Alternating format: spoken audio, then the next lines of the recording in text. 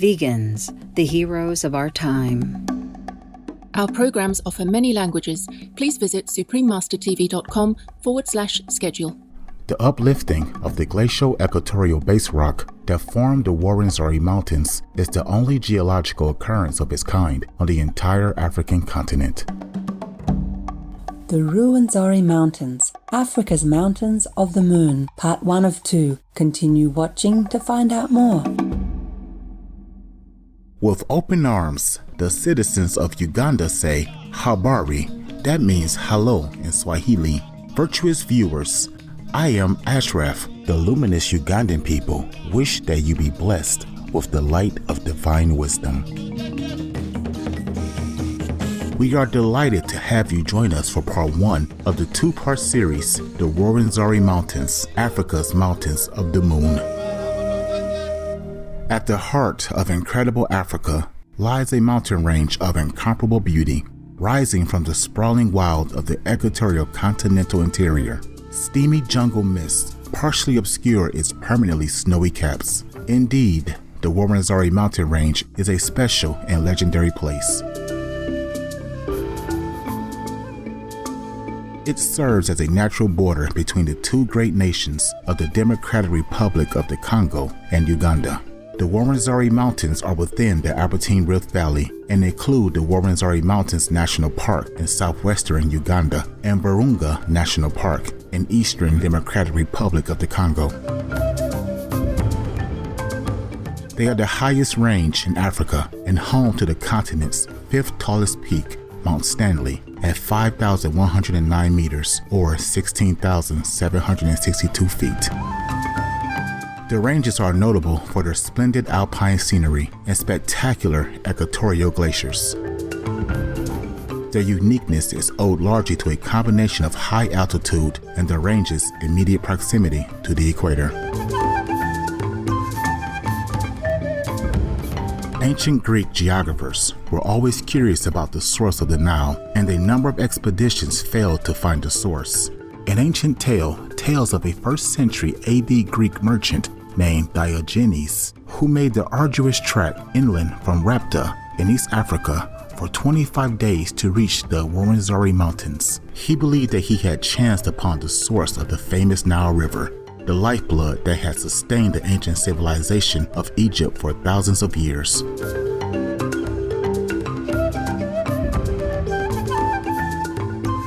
This claim was reinforced in writings by the famous 2nd century Greco-Roman scholar Ptolemy. Ptolemy produced a very detailed map as part of his Geographia, or geographical guidance, of the known world, and he labeled the ranges as the Mountains of the Moon, referencing an ancient Egyptian creation legend. In the 19th century, some European expeditions favored Lake Victoria as the headwaters of the Nile, but since then it has been deduced scientifically that the Rwenzori Mountains are indeed the most permanent and highest source of the Nile River.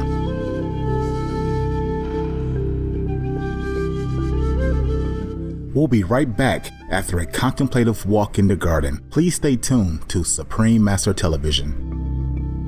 Be veg, go green to save the planet. Welcome back to the Rwenzori Mountains, Africa's Mountains of the Moon, Part 1 of 2. A mix of crystalline, metamorphic, and igneous rocks from the inner Earth's crust formed the Rwenzori mountain range around 3 million years ago, running approximately north to south for 120 kilometers or 75 miles, are Mount Stanley, Mount Spec, Mount Baker, Mount Emin, Mount Gessi, and Mount Luigi di Savoia. This collection of 6 magnificent massifs or ridges are accompanied by a series of smaller rises covering around 1,000 square kilometers or 100,000 hectares. The Rwenzori Mountains National Park was established by the Ugandan government in 1991 to ensure the mountainous region's ongoing protection by law and to monitor the numerous vulnerable and endangered species that live within the area. The Virunga National Park in the Democratic Republic of the Congo borders the Rwenzori Mountains National Park. Virunga National Park holds the distinction of being Africa's first national park. Initially established in 1925 and named Albert National Park, the park was renamed Virunga National Park in 1969 and today is renowned for its efforts to protect mountain gorillas.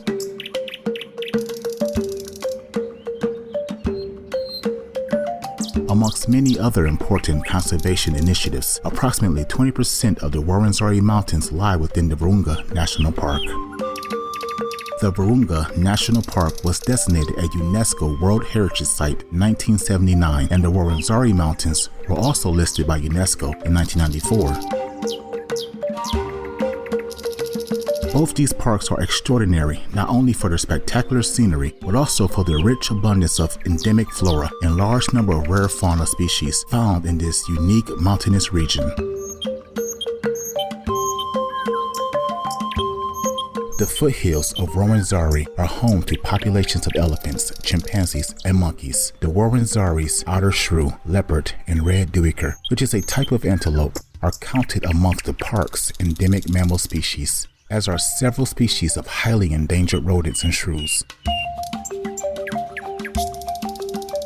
Coexisting with the 70 species of mammals that live within the park are 217 species of birds, several of which are endemic to the Albertine-Rift area. Many are listed as endangered, such as the vulnerable Shelley's crimson wing and Lagden's bush shrike.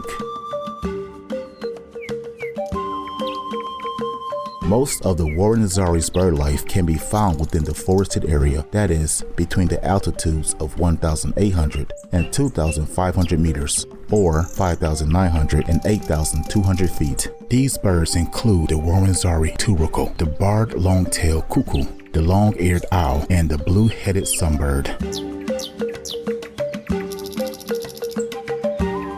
Here, the abundant bird life enjoy the filtered sunlight of the broken canopy made up of large red stinkwoods and yellowwood trees, known by locals as podu, as well as dumbeya and vernonia trees. There are also several smaller species of tree, notably the Grumula mesictatica, interspersed by wild banana, tree ferns, and a variety of creeper vines. Let's not forget the amazing three-horned chameleons, which can be seen darting around from branch to branch. They're tiny little creatures that have a lifespan of approximately 10 years, and they're quick as well. The three-horned chameleons have special rotating eye sockets, giving them 360-degree vision without moving their heads at all. How clever is that? There's also plenty of color to be found in the park. Tree orchids with orange and crimson flowers thrive, as do the herbaceous Rwenzori blackberry. Both can be found tucked in the forked branches of many trees, not to forget the Helichrysum everlastings, and many others. In fact, the Rwenzori Mountains are home to Africa's richest and rarest collection of montane, that is, plants found at high altitudes. They are mostly only found on the slopes of the Rwenzori Mountains. Climbing higher brings a change in scenery, as the forest foliage gives way to some sturdy bamboo whose fallen leaves provide a soft, natural carpet. There are also some swampy areas which provide ideal conditions for the giant lobelia plant to thrive. Where the slopes become rockier, the bamboo is superseded by the much hardier acanthus-like shrubs. Heather begins to be seen on narrow ridges, and at higher altitudes it begins to attain giant proportions. Above 3,000 meters, or 9,840 feet, the soil becomes much less fertile, but this is exactly what the tree heathers Philippia johnstoni and Erica kinganesis seem to like. Here, they grow in plentiful numbers, occasionally producing sturdy, bulbous pink flowers. An amazing sight. There's new carpet here, this time the dark green of sphagnum moss. Any trees that have managed to adapt to this altitude have branches draped in curtains of usnea beard lichens. At 3,500 to 4,000 meters or 11,480 to 13,100 feet is the Afro-Alpine vegetation zone. This prominent and extraordinary landscape is characterized by the perfectly irregular arrangements of heath, giant senecio, and lobelias that are reminiscent of cacti. They are also amongst the rarest collections of botany on Earth.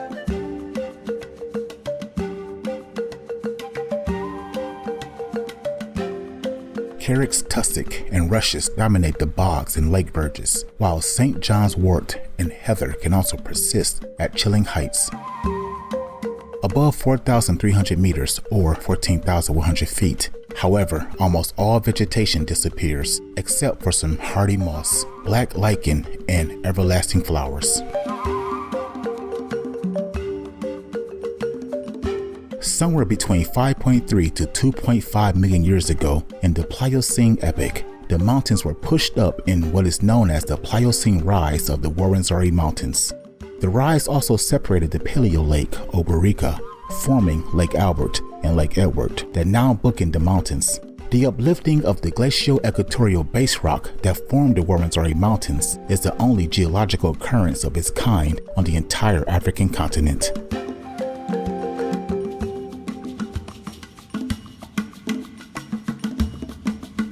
With admiration and awe at God's spectacular creations, we look forward to finding out more about the magnificent Rwenzori Mountains in part 2 of this series.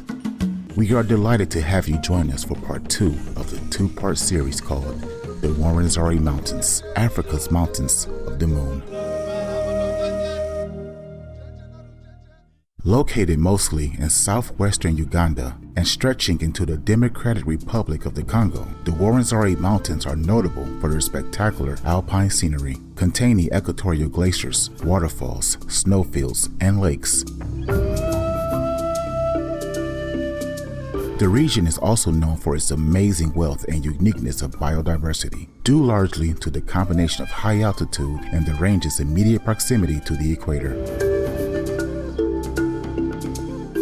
The Rwenzori Mountains are the highest mountain range in Africa and are home to the continent's 5th tallest peak, Mount Stanley.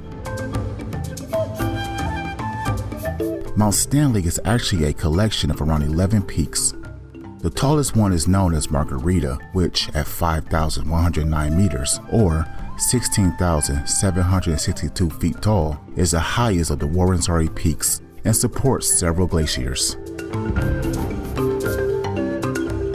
Mount Speke is the second highest mountain in this range, reaching 4,890 meters or 16,043 feet. It is named after John Speke, who made several expeditions in search of the source of the White Nile during the 19th century. The White Nile and Blue Nile are the two main tributaries of the Nile River, the longest river in Africa. British explorer Henry Morton Stanley, Speke's one-time expedition partner and namesake of Mount Stanley, is also credited with naming the ranges Rwenzori, which he thought to mean rainmaker. Indeed, the area gets about 250 days of rain annually due to being in the Intertropical Convergence Zone, or ITCZ, which means guaranteed deluges each spring and autumn. The name Rwenzori, or Rwenzori, comes from the local Bakonjo language and actually means place of snow. Rwenzori is not only a local name for the region, but it is also the name of the Ugandan subnational kingdom of the Konjo and Amba peoples. The foothills were terraced by humans centuries ago, where the fertile land is ideal for crop growing. The local people continue to live in awe of Kitasamba, the god who sits on top of the mountains, the great one who does not climb. They also pay homage to Kalisha, the protector god of the mountain's wildlife. In this way, the Bakonjo people maintain and honor a respect for the natural environment in which they live. Both Rwenzori Mountains National Park in Uganda and Virunga National Park of the Democratic Republic of the Congo are working together on a variety of conservation issues, including united patrols guarding against unwanted human intrusion. They monitor the area, protecting the environment from harm, warding off poachers, and monitoring the effects of global warming. Water quality assessment is especially important, as the Nile River remains a source of water for millions of African people. Snow recession and excessive glacial melting are an ever-present concern as temperatures continue to rise. Uganda increasingly faces torrential rain and droughts. Uncharacteristic rainfall patterns in recent years have seen destructive flooding, including widespread erosion of riverbanks. Let's take a moment to pray that all people swiftly adopt the planet-protecting vegan lifestyle.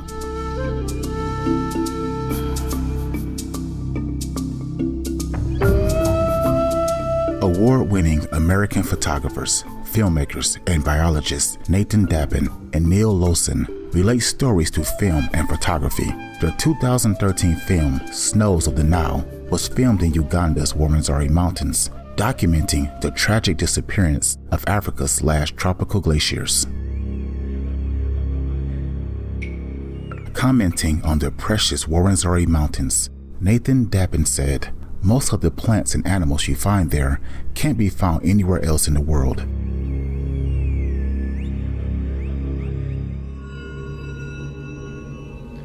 It's a strange thing to visit a beautiful place that you know will disappear.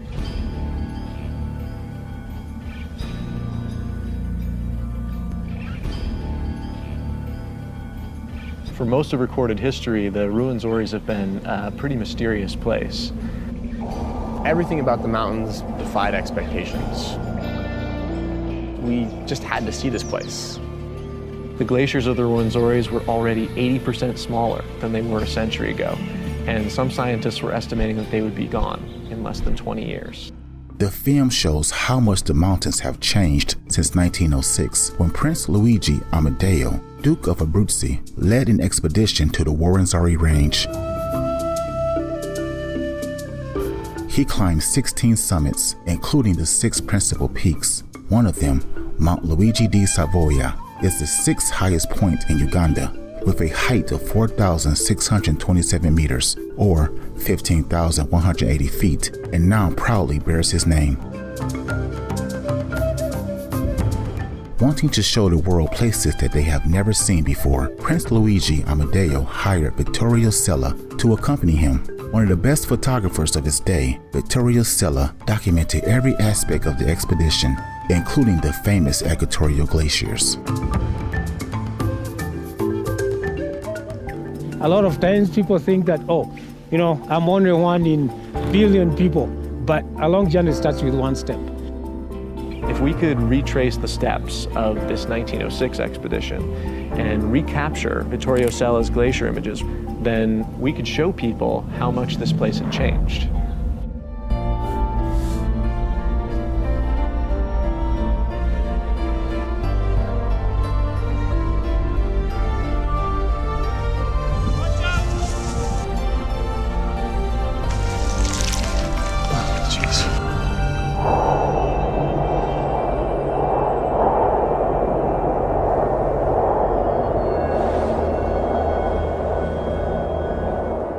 Speaking of the difficulties encountered while making this film, Nathan Dabin said, "There were a lot of challenges in producing Snows of the Nile. First, the expedition was physically demanding. The Rwenzori Mountains are big. All the major peaks are above 16,000 feet. Climbing the mountain with all of our camera gear was a physical challenge. The other big challenge was actually finding the correct vantage points to create Vittorio Sella's 1906 images of the Rwenzori glaciers. In some cases, the glaciers had melted so much that recreating his photographs was impossible." We got to work recreating other photos from the Edward Peak, and suddenly the clouds were moving out of the valley, and there were no new clouds coming to replace them. In the end, we had just enough clear sky to recapture that one photo that we really wanted. We were in the right place at the right time, and we got lucky. The last night of our expedition, everyone felt like celebrating, and our Bakonjo friends showed us how it's done in the Rwenzoris.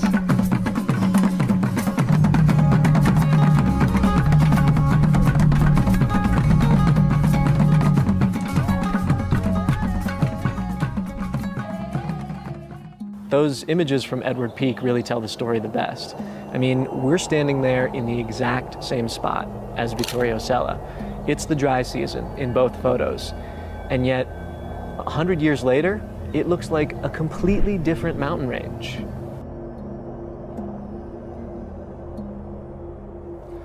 The Bakonjo know these mountains are changing. They see it every time they bring climbers into the mountains. And the irony is that they have almost nothing to do with the cause of the change. Uganda isn't an industrialized nation, but they're the ones who are seeing the climate change in their backyards, and it's going to affect their livelihoods. Sadly, innocent lives can be adversely affected by our choices on how we live daily and the foods we consume. We close today's program with a hope-filled message from 2009 during a conference with Supreme Master Ching Hai and His Respected Excellency Fidel V. Ramos, who served as the 12th President of the Philippines and is a Shining World Leadership Award recipient. Supreme Master Ching Hai emphasized the urgent need to take action to reverse the detrimental effects of climate change, with an organic vegan lifestyle being the easiest and most effective solution. If we reduce the livestock raising, then we can reduce all the toxic gases, lingering in our air right now. And if we go organic vegan, then everything will be back to normal before and even better.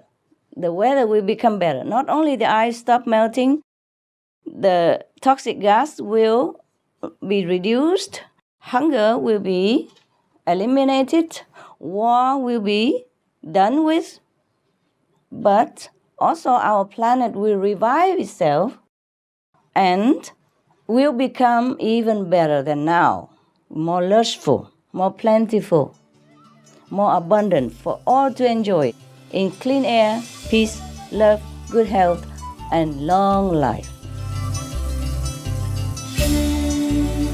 All information concerning the scientific evidence of climate change and its solution is in Supreme Master Ching Hai's book, From Crisis to Peace, free for download at crisistopeace.org.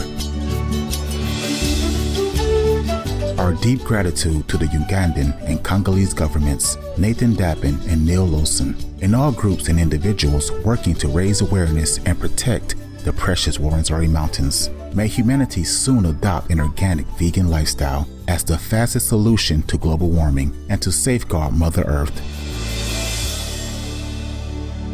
It's been a pleasure to have you, our noble eco-protecting heroes, with us today. Coming up next is Cleaner Erastus, the Dentist of the Sea, here on Supreme Master Television. May the countless blessings of the divine fill your days with awe and wonder. Our programs offer many languages. Please visit suprememastertv.com/schedule and suprememastertv.com/NB. Vegan, love in action.